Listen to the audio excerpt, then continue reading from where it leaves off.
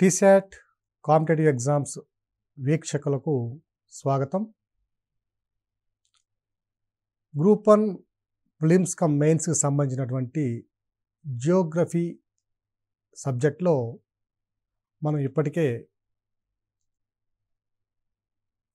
వాతావరణానికి సంబంధించినటువంటి అనేక అంశాలను చర్చించాం. మనకి మెయిన్స్ పాయింట్ ఆఫ్ వ్యూ సిలబస్లో క్లైమాటిక్ చేంజెస్, వీటితో పాటుగా మాన్సూనల్ విండ్ సిస్టమ్స్, వీటి గురించి మనకి ఒక ప్రధానమైనటువంటి అంశం ఉంది. ఇది ప్రిలిమ్స్కి ఎంత ఇంపార్టెంటో దానికి 10 మెయిన్స్కి కూడా ఇంపార్టెంట్. ఇది చాలా ఇంపార్టెంట్ ఇష్యూ అండి. ఈ మాన్సూన్స్కి సంబంధించినటువంటి మెకానిజం ఏదైతే ఉందో, ఋతుపవనాలకు సంబంధించినటువంటి ప్రక్రియ ఏదైతే ఉందో, దానిని మనం అధ్యయనం చేయాలంటే ముందుగా భౌగోళికంగా ఉన్నటువంటి వివిధ రకాల పవన వ్యవస్థల మీద మనకు అవగాహన ఉండాలి. విండ్ సిస్టమ్స్ మీద మనకు ఐడియా ఉండాలి. ఈ విండ్ సిస్టమ్ను అధ్యయనం చేయాలన్నా కూడా దానికంటే ముందుగా వాతావరణ పీడనం ఏ విధంగా విస్తరించబడి ఉంది, ఆ వాతావరణ పీడనాన్ని ప్రభావితం చేసే అంశాలు ఏమిటి అనే వాటిని మనం అర్థం చేసుకుంటే కానీ దాని ద్వారా పవన వ్యవస్థని, తద్వారా మాన్సూనల్ మెకానిజంని మనం అర్థం చేసుకోలేమండి. సో ప్రిలిమ్స్ పాయింట్ ఆఫ్ వ్యూలో కూడా వాతావరణ పీడనం అనేది చాలా ప్రధానమైన అంశమే. Atmospheric pressure. What is meant by atmospheric pressure? The force exerted by the air masses అనే particular location or particular surface because of the Earth's gravitational pull is known as atmospheric pressure అంటున్నాం. ఏదైనా ఒక mean సర్ఫేస్ని కనుక తీసుకున్నట్లయితే, ఇది ఒక surface కనుక అట్లయితే, ఇక్కడ ఒక యూనిట్ ఏరియానో లేకపోతే ఒక మరి ఎంతో కొంత ప్రామాణికమైన ఏరియాని కనుక తీసుకున్నట్లయితే, ఇక్కడున్న వాయు రాశులంతా కూడా ఈ భూమి యొక్క గురుత్వాకర్షణ ప్రభావం ఏవైతే ఉందో దాని యొక్క ప్రభావం వల్ల ఇవన్నీ కూడా భూమి వైపు కింద వైపుకు లాగబడుతూ ఉంటాయి. ఈ గురుత్వాకర్షక ప్రభావం వల్ల భూమి యొక్క కేంద్రం వైపుకు ఆకర్షించబడే వాయురాశులు ఏవైతే ఉన్నాయో, ఆ వాయురాశులు ఏదైనా ఒక ఉపరితలం మీద కలుగు చేసే ఒత్తిడిని ఏమంటున్నామంటే పీడనం అంటున్నాం. ఈ పీడనాన్ని కనుక మనం పరిశీలించినట్లయితే వీటిని పాస్కల్స్లోను అలాగే బార్స్లోను కొలవడం జరుగుతుంది. అలాగే CM(Hg) అంటే హైడ్రార్జియం, పాదరస మట్టంతో కూడా మనం ఈ పీడనాన్ని కొలవడం జరుగుతుంది. SI యూనిట్ల ప్రకారం చూసినట్లయితే 1 అట్మాస్ఫియర్ ఈజ్ ఈక్వల్ టు, ఒక అట్మాస్ఫియర్ అంటే వాతావరణ పీడనం అంటే ఎంత ఉంటుందంటే 1 atmospheric pressure it is equal to 1013.25 millibars అంటారండి. ఒక అట్మాస్ఫియర్ వాతావరణ పీడనము ఎంత అంటే 1013.25 మిల్లీ బార్స్. ఒక మిల్లీ బార్ అంటే ఏమిటంటే it is equal to the force exerted by the air masses on 1 centimetre square area.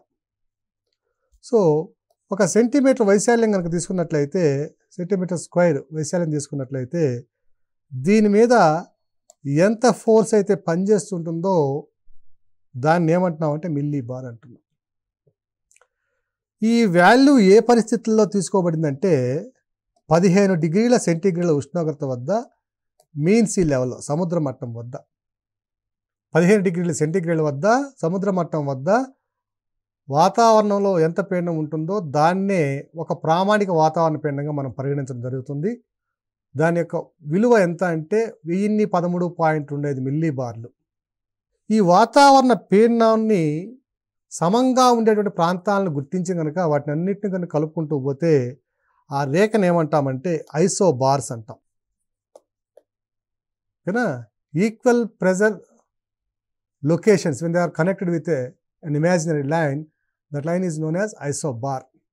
సమాన పీడనాలు కలిగినటువంటి రేఖలను కలుపుకుంటూ పోతే దాన్ని ఐసోబార్ అంటాం. ఐసోబార్స్ కనుక మనం గమనించినట్లయితే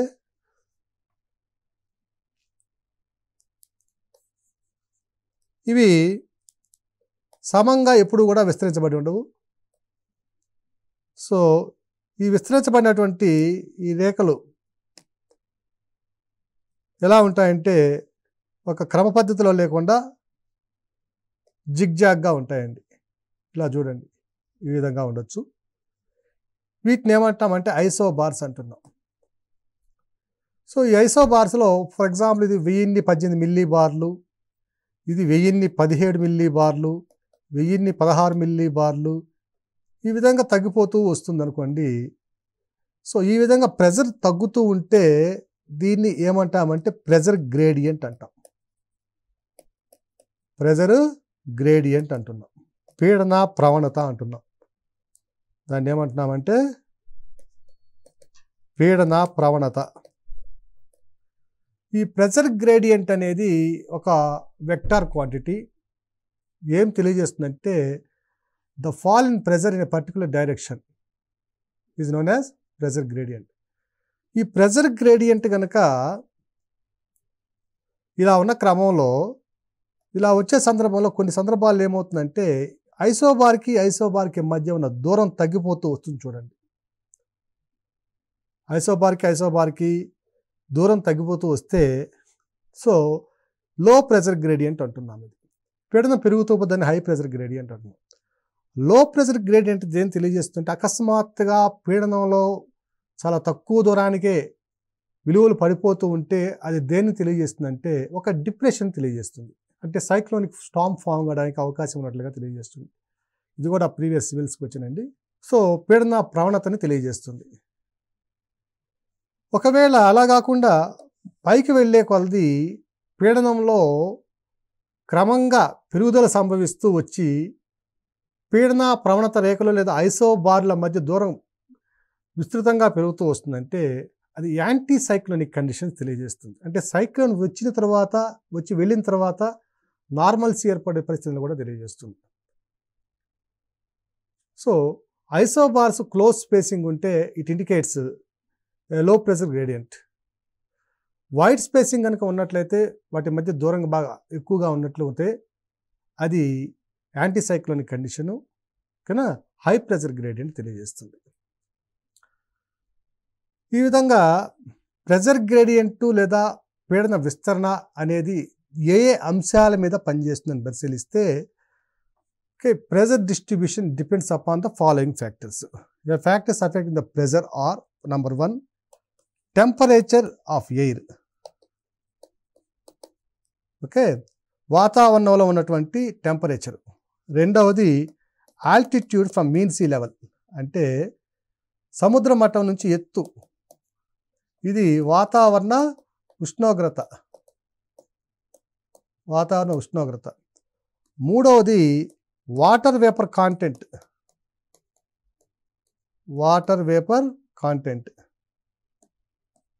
అంటే వాతావరణంలో ఉన్న నీటి ఆవిరి పరిమాణం.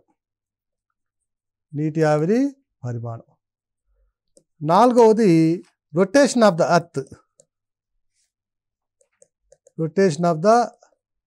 ఎర్త్. ఇక ఐదవది గ్రావిటేషనల్ పుల్. అంటే భూమి యొక్క గురుత్వాకర్షణ. రొటేషన్ ఆఫ్ ద ఎర్త్ అంటే భూమి యొక్క భ్రమణం. సో ఈ అంశాలు అనేవి ఒక భౌగోళిక ప్రాంతపు పీడన విస్తరణని నిర్దేశిస్తాయి. మొట్టమొదటి దాన్ని కనుక పరిశీలించినట్లయితే టెంపరేచర్ ఆఫ్ ద ఎయిర్. వాతావరణంలో టెంపరేచర్స్ కనుక పెరిగితే ఈ ప్రాంతంలో ఉన్నటువంటి వాయురాశులు ఏవైతే ఉన్నాయో వేడెక్కి క్రమంగా పైకి వ్యాకోచిస్తాయి. కన్వెక్షనల్ కరెంట్స్ రూపంలో, సంవహన ప్రవాహాల రూపంలో పైకి వెళ్ళడం ప్రారంభిస్తాయి. సో ఇక్కడ ఉన్న వాయురాశులు క్రమంగా వేడెక్కడం వల్ల కొన్ని వాయురాశులు ఇట్లా పైకి చెల్లించడం వల్ల ఇక్కడ ఇంతకుముందు క్యాపిటల్ M మాస్ ఉంటే ఇప్పుడు కొంత తగ్గిపోతుంది, స్మాల్ m అవుతుంది. ఎప్పుడైతే వాయురాశుల సాంద్రత లేక ద్రవ్యరాశి తగ్గితే అవి కలుగు చేసే పీడనం కూడా తక్కువ ఉంటుంది. Force is equal to mass into gravity by area. పీడనం అంటే ఏమిటి? ఏకాంక వైశాల్యంపై వాయురాశులు కలుగు చేసే ఒత్తిడి లేదా అవి పనిచేసే ఎంత బలాన్ని పనిచేస్తున్నాయో దాన్నే పీడనం అంటున్నాం. సో మాస్ తగ్గిపోతే ఒత్తిడి కూడా తగ్గిపోతుంది కాబట్టి పీడనం కూడా క్రమంగా తగ్గిపోతుంది. అంటే హై టెంపరేచర్స్ దేన్ని తెలియజేస్తాయంటే లో ప్రెజర్స్ని డినోట్ చేస్తాయి. ఉష్ణోగ్రత విలువలు కనుక పెరిగినట్లయితే వాయురాశులు కన్వెక్షనల్ కరెంట్స్గా ఎక్స్పాండ్ అయ్యి ఆ ప్రాంతంలో వాయురాశుల యొక్క సాంద్రత లేదా ద్రవ్యరాశి తగ్గడం వల్ల అవి కలుగు చేసే ఒత్తిడి కూడా తగ్గి పీడనం తక్కువగా ఉంటుంది. టెంపరేచర్స్ కనుక తగ్గాయనుకోండి, almost all masses instead of expansion the contract అవుతాయండి. సో ఒకదాంతో దగ్గరగా రావడం, సంకోచించడం, కింద చేరడం వల్ల ఈ ప్రాంతంలో ఉన్నటువంటి వాయురాశుల ద్రవ్యరాశి క్రమంగా పెరిగి, ద్రవ్యరాశి పెరిగినప్పుడు ఫోర్స్ కూడా అవి కలుగు చేసే ఒత్తిడి కూడా పెరుగుతుంది కాబట్టి పీడనం అనేది పెరుగుతుంది. అంటే లో టెంపరేచర్స్ హై ప్రెజర్ని తెలియజేస్తాయి. అందువల్లనే భూమధ్య రేఖా ప్రాంతంలో కనుక మనం గమనించినట్లయితే ఇదొక కారణమే. మరలా చూద్దాం. అధిక ఉష్ణోగ్రతల వల్ల అల్పపీడన మండలం ఏర్పడుతుంది. ఇక రెండవది కనుక చూసినట్లయితే ఆల్టిట్యూడ్, ఎత్తు. సో ఎత్తుకు వెళ్ళే కొలది వాయురాశుల యొక్క పరిమాణం కూడా తగ్గుతుంది. మనం వాతావరణ సంఘటనాన్ని పరిశీలించినప్పుడు గమనించాం.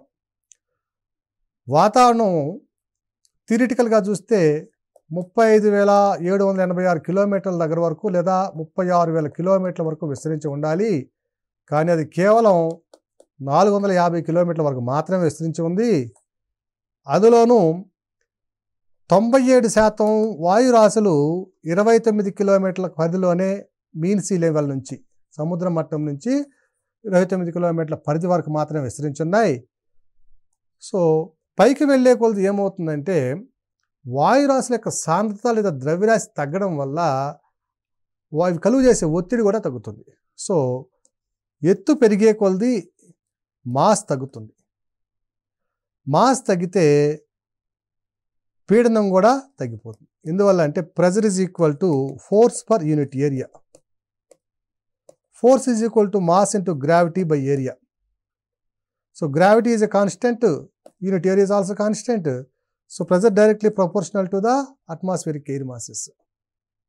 ఈ పీడనం అనేది ఎత్తుకు వెళ్ళే కొంది క్రమంగా తగ్గిపోతుంది. ఇది కూడా ఇన్వర్స్ రిలేషన్ ఉంటుంది. తక్కువ ఎత్తులో అధిక వాయురాశులు ఉండడం వల్ల పీడనం అనేది అధికంగా ఉంటుంది. ఎక్కువ ఎత్తుకు వెళ్ళే కొలది వాయురాశుల సాంద్రత తగ్గడం వల్ల పీడనం క్రమంగా తగ్గిపోతుంది. ఇక మూడవ అంశాన్ని పరిశీలించినట్లయితే water vapour content.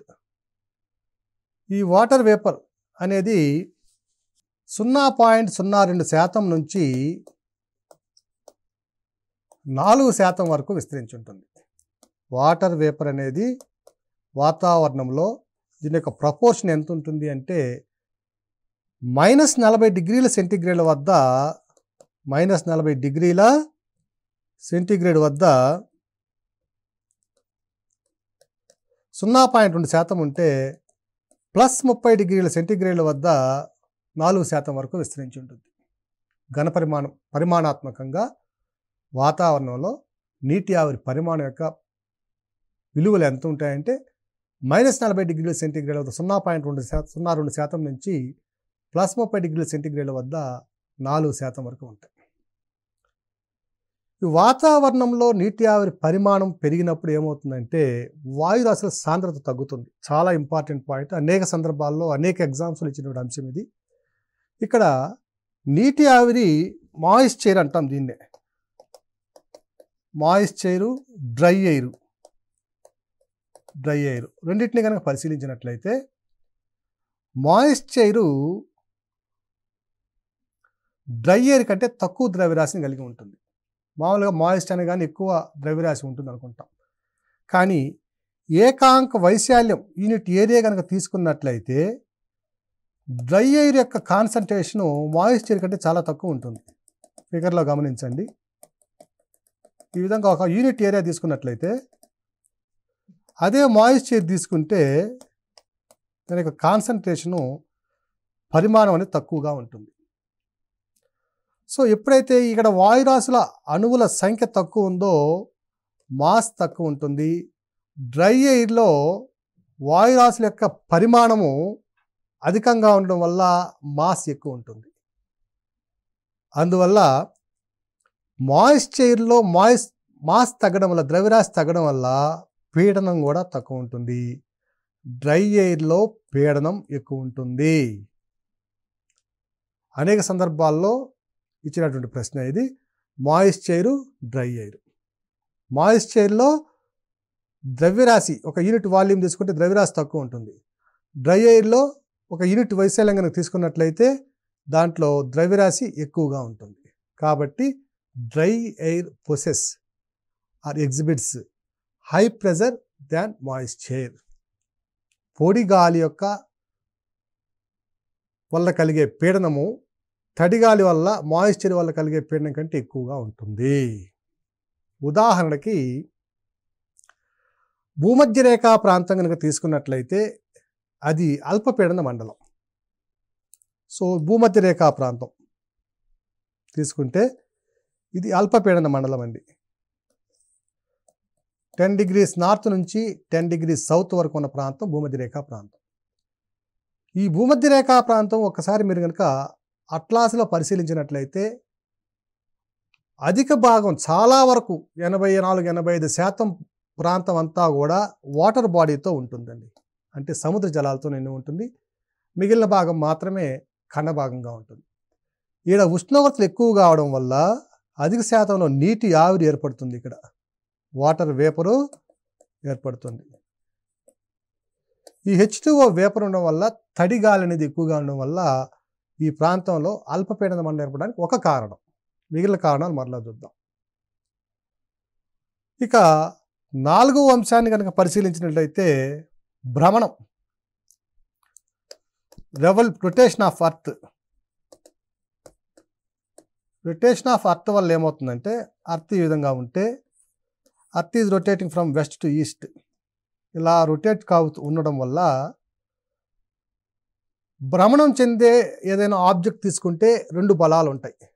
Centripetal force and centrifugal force. Towards centre, కేంద్రం వైపుకి అభికేంద్ర బలం. అవే ఫ్రమ్ సెంటర్, ఇది అపకేంద్ర బలం. ఈ అపకేంద్ర బలం ఏం చేస్తుందంటే, దాని యొక్క ప్రభావం వల్ల ఈ భూమి యొక్క ఉపరితలం మీద ఉన్న వాయురాశులు ఏవైతే ఉంటాయో వాటన్నిటిని కూడా బయటికి నెట్టివేయడానికి ప్రయత్నిస్తుంది. The impact of centrifugal force always tries to throw away the air masses from the influence of the planet earth because of Coriolis force. ఈ కొరియాలిస్ ఫోర్స్ అంటే మరలా చూద్దాం. సో భ్రమణ వేగం అనేది కనుక మనం గమనించినట్లయితే భూమధ్య రేఖ వద్ద భ్రమణ వేగం సుమారుగా 1654 కిలోమీటర్లు ఉంటుంది ప్రతి గంటకి, లేదా 460 మీటర్లు, 410 మీటర్లు పర్ సెకండ్ ఉంటుంది. భూమధ్య రేఖ నుంచి ధ్రువాల వైపుకి వెళ్ళే కొలది భ్రమణ వేగంలో కూడా మార్పు వస్తుంది. సో దిగువ అక్షాంశాల నుంచి ఎగువ అక్షాంశాలకు వెళ్ళేసరికి లోయర్ లాటిట్యూడ్స్ నుంచి అప్పర్ లాటిట్యూడ్స్కి వెళ్ళే కొలది, హైయర్ లాటిట్యూడ్స్కి వెళ్ళే కొలది భ్రమణ వేగం తగ్గిపోతుంది. ధ్రువాల వద్ద భ్రమణ వేగం 0. ఎందువల్ల అంటే ఒక వ్యక్తి తన చుట్టూ తాను తిరిగితే ఆయన పరిభ్రమించిన దూరం 0. వేగము ఈజ్ ఈక్వల్ టు దూరము బై కాలము. సింపుల్, అందరికీ తెలిసిందే. ఇక డిస్ప్లేస్మెంట్ అంటాం దాన్ని. ఒక వ్యక్తి తన చుట్టూ తాను తిరిగితే తను చేసిన displacement 0 by time anything it is 0. కాబట్టి రొటేషన్ ఆఫ్ ద అర్త్ యొక్క ప్రభావం ఎక్కడ ఎక్కువగా ఉంటుందంటే అధిక వేగం ఉన్నటువంటి భూమధ్య రేఖా ప్రాంతంలో ఎక్కువగా ఉంటుంది. అందువల్ల భూమధ్య రేఖా ప్రాంతంలో అపకేంద్ర బలాలు, అభికేంద్ర బలాలు వీటి యొక్క ప్రభావం వల్ల, ఈ రెండింటి వల్ల జనరేట్ అయ్యే కొరియాలిస్ ప్రభావం వల్ల వాయురాశులు ఈ ప్రాంతం నుంచి దూరంగా నెట్టివేయబడతాయి. భూమధ్య రేఖ నుంచి దూరంగా నెట్టివేయబడతాయి. ఇలా నెట్టివేయబడడం వల్ల ఈ ప్రాంతంలో మీన్ సీ లెవెల్, సముద్ర మట్టం వద్ద ఉన్నటువంటి వాయురాశుల పరిమాణము దాని పైన ఉన్న ప్రాంతాలకి దిగువన ఉన్న ప్రాంతాల కంటే తక్కువ ఉండడం వల్ల సాపేక్షంగా భూమధ్య రేఖ వద్ద రిలేటివ్లీ లో ప్రెజర్ సెల్ అనేది ఫామ్ అవుతుంది. So rotation of the earth also influences the distribution of pressure over the planet earth. ఇక మరొక అంశాన్ని కనుక పరిశీలించినట్లయితే ఇది గ్రావిటేషనల్ పుల్ అండి. గ్రావిటేషనల్ పుల్ అంటే గురుత్వాకర్షణ శక్తి. మనకు తెలుసు భూమధ్య రేఖ వద్ద భూమి బల్జ్ అయి ఉంటుంది, ధ్రువాల వద్ద తగ్గి ఉంటుంది. సో ఇక్కడ వ్యాసార్థాన్ని గమనించినట్లయితే ధ్రువాల వద్ద వ్యాసార్థానికి భూమధ్య రేఖ వద్ద ఉన్న వ్యాసార్థానికి మధ్య డిస్టెన్స్ వచ్చి దాదాపు 25.6 కిలోమీటర్ల డిస్టెన్స్ ఉంటుంది. అంటే ధ్రువాల వద్ద వ్యాసార్థం తక్కువ, భూమధ్య రేఖ వద్ద వ్యాసార్థం ఎక్కువ. మనకు తెలుసండి F is equal to Gm1 m2 by d². Attractional force between two objects. ఇక్కడ భూమధ్య రేఖ వద్ద నేనున్నాను, ఇక్కడ దూరం ఎక్కువ కాబట్టి d పెరిగింది కాబట్టి F వాల్యూ తగ్గుతుంది. అంటే ఇక్కడ నేను కాకపోతే వాయురాశులు ఉన్నాయి. ఈ వాయురాశుల మీద భూమధ్య రేఖ వద్ద పనిచేసే ప్రభావము ధ్రువాల వద్ద కలుగజేసే ప్రభావం కంటే కూడా తక్కువగా ఉంటుంది భూమధ్య రేఖ వద్ద. సో ఇక్కడ దూరం తగ్గడం వల్ల గ్రావిటేషన్ పుల్ అనేది ఎక్కువ కావడం వల్ల వాయురాశులు కిందకు ఉంటాయి. ధ్రువాల వద్ద గురుత్వాకర్షణ శక్తి ప్రభావం కొంచెం తక్కువ కాబట్టి ధ్రువాలతో పోలిస్తే భూమధ్య రేఖ వద్ద తక్కువ కాబట్టి వాయురాశుల మీద ప్రభావం అనేది కొంచెం తక్కువగా ఉంటుంది. కాబట్టి ధ్రువాల వద్ద అధిక పీడనము, భూమధ్య రేఖ వద్ద అల్పపీడనం అనేవి ఏర్పడతాయి. సో ఈ విధంగా పీడనాన్ని ప్రభావితం చేసే అంశాలను కనుక మనం గమనించినట్లయితే అవి టెంపరేచర్ ఆఫ్ ద అట్మాస్ఫియరు, వాతావరణంలో ఉష్ణోగ్రత, altitude from mean sea level, సముద్ర మట్టం నుంచి ఎత్తు, మూడవది వాతావరణంలో ఉన్న నీటి ఆవిరి పరిమాణము, నాలుగవది rotation of the earth, 5 gravitational pull, భూమి యొక్క గురుత్వాకర్షణ శక్తి. ఇవి ప్రధానంగా భూమి యొక్క వాతావరణంలోని ఉన్నటువంటి పీడన విస్తరణని ప్రభావితం చేసే అంశాలు. ఇక డిస్ట్రిబ్యూషన్ ఆఫ్ ద ప్రెజర్ అనేది కనుక పరిశీలించినట్లయితే పీడన విస్తరణని మనం 2 రకాలుగా అబ్జర్వ్ చేయవచ్చు. ఒకటి వర్టికల్ డిస్ట్రిబ్యూషన్, అంటే క్షితిజ లంబ విస్తరణ. రెండవది క్షితిజ సమాంతర విస్తరణ, హారిజాంటల్ డిస్ట్రిబ్యూషన్. ఇదేమో క్షితిజ లంబ విస్తరణ, మరొకటేమో సమాంతర విస్తరణ. ఈ పీడన విస్తరణ మనం క్షితిజ లంబంగా కానీ చూసినట్లయితే ఎత్తు పెరిగే కొద్దీ పీడనం తగ్గుతుందని చూసాం. ప్రతి 10 మీటర్లకు 1 మిల్లీబార్ చొప్పున పీడనం అనేది తగ్గిపోతూ వస్తుంది. ఉదాహరణకి మీన్ సీ లెవెల్ వద్ద 1013.25 మిల్లీబార్స్ ఉంటే, మీన్ సీ వద్ద 1013.25 మిల్లీబార్స్ ఉంటే అంటే ఇది 0 కిలోమీటర్స్ అండి. ఇది 5 కిలోమీటర్ల వద్ద 540 మిల్లీబార్లు, 10 కిలోమీటర్ల వద్ద 265 మిల్లీబార్లు, 30 కిలోమీటర్ల వద్ద 12 మిల్లీబార్ల విస్తరణ మనం గమనించవచ్చు. సో 10 కిలోమీటర్లకు వెళ్ళేసరికి 265 మిల్లీబార్లు ఉంటుంది. అందువల్లనే హిమాలయాస్ ఎక్కే వాళ్ళు ఎప్పుడు కూడా ఆక్సిజన్ సిలిండర్స్ని క్యారీ చేయాల్సి వస్తుంది. పీడనం తగ్గిపోవడం వల్ల శ్వాస పీల్చుకోవడం కూడా చాలా గగనమైపోతుంది. అల్పపీడనం ఉండడం వల్ల ఏమవుతుందంటే సాపేక్షంగా మంది అధిక పీడనం ఉండడం వల్ల ముక్కులోంచి రక్తం బ్లీడింగ్ కూడా అవుతుంది. చెవుల్లోంచి కాబట్టి ముక్కులోంచి బ్లీడింగ్ అవుతుంది. సో అందువల్ల ఎవరైనా మౌంటైన్ క్లైంబర్స్ ఎవరైనా కూడా తప్పనిసరిగా ఆక్సిజన్ సిలిండర్స్ క్యారీ చేయాలి. సో క్షితిజ లంబ విస్తరణ చూస్తే పైకి వెళ్ళే కొలది పీడనం తగ్గిపోతుంది. ఇక క్షితిజ సమాంతర విస్తరణ, ఇది భౌగోళిక శాస్త్రంలో చాలా ప్రధానమైన అంశం. దీన్ని పరిశీలించినట్లయితే ఈ విస్తరణ ప్రధానంగా ప్రభావితం చేసే అంశాలు ఏమిటాయంటే, ఒకటి థర్మల్ ఫ్యాక్టర్సు, అంటే ఉష్ణోగ్రత సంబంధించిన అంశాలు. రెండవది డైనమిక్ ఫ్యాక్టర్స్. ఈ డైనమిక్ ఫ్యాక్టర్స్ అంటే గతికారకమైనవి, అంటే భూమి యొక్క భ్రమణం. థర్మల్ ఫ్యాక్టర్ చూసినట్టే ఉష్ణోగ్రత. ఈ 2 అంశాలు క్షితిజ సమాంతరంగా అంటే హారిజాంటల్ డిస్ట్రిబ్యూషన్ ఆఫ్ ప్రెజర్ అనే దాన్ని ప్రభావితం చేస్తాయి. క్షితిజ సమాంతరంగా అంటే భూమధ్య రేఖ నుంచి 90 డిగ్రీల ఉత్తర అక్షాంశం వరకు 90 డిగ్రీల దక్షిణ అక్షాంశం వరకు ప్రయాణించాలి. సో ఈ ప్రాంతంలో ఉష్ణోగ్రతలు ఒక రకంగా ఉంటాయి, ధ్రువ ప్రాంతాల్లో ఉష్ణోగ్రత మరో రకంగా ఉంటాయి.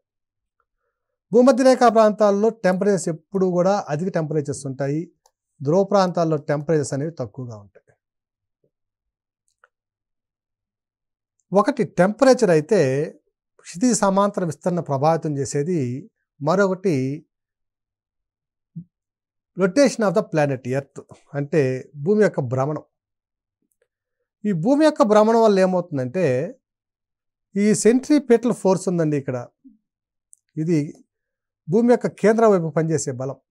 ఉదాహరణకి ఒక రాయికి దారం కట్టి మనము చేత్తో తిప్పినట్లయితే ఆ రాయి తను భ్రమించేటువంటి ఆ పరిధి ఏదైతే ఉందో తిరుగుతూ ఉందో అక్కడ ఉన్న వాయురాశులు అన్నింటినీ కూడా డిస్ప్లేస్ చేసింది, తరివేస్తుంది, అక్కడి నుంచి నివ్వడనివ్వదు. మనం ఆ ప్రభావాన్ని మనం ఖచ్చితంగా చూడవచ్చు. అదేవిధంగా ఆ రాయి తిరిగే క్రమంలో ఏమవుతుందంటే ఆ దారం నుంచి రాయి విడిపోవాలని కూడా ప్రయత్నిస్తుంది.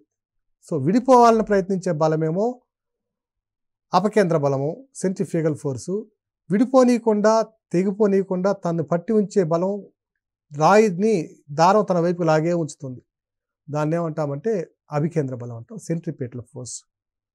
ఒక రాయికి అంత ప్రభావం ఉంటే ఒక సెలెస్టియల్ బాడీ, మనం ఊహించుకోవాలనేటువంటి మాస్ ఉన్నటువంటి ఒక గ్రహం ఇది భూమి, ఇది తన చుట్టూ తాను తిరిగేటప్పుడు వచ్చే ప్రభావాన్ని మనం అంచనా వేయలేం. సో ఇంతటి అంచనా వేయలేనటువంటి బలం ఉంది. ఈ బలం వల్ల ఏమవుతుందంటే సెంట్రిఫ్యూగల్ ఫోర్స్ వల్ల ఈ భూమి యొక్క ఉపరితలం మీద ఉన్నటువంటి వాయురాశులు అన్నీ కూడా భూమి యొక్క గురుత్వాకర్షణ ప్రభావం నుంచి బయటికి నెట్టివేయబడతాయి. ఇవి నెట్టివేయబడుతుండడం, అదే సందర్భంలో మరలా భూమి యొక్క గురుత్వాకర్షణ ప్రభావాలు లోపల నెట్టబడుతుండడం అనేవి సమాంతరంగా జరుగుతూ ఉంటాయి.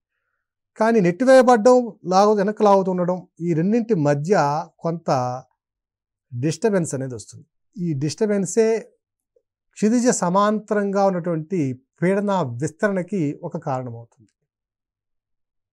ఈ విధంగా మనం చూసినట్టయితే ఈ 2 అంశాల వల్ల భూమి మీద క్షితిజ సమాంతరంగా చూస్తే 7 పీడనా మండలాలు విస్తరించబడ్డాయి.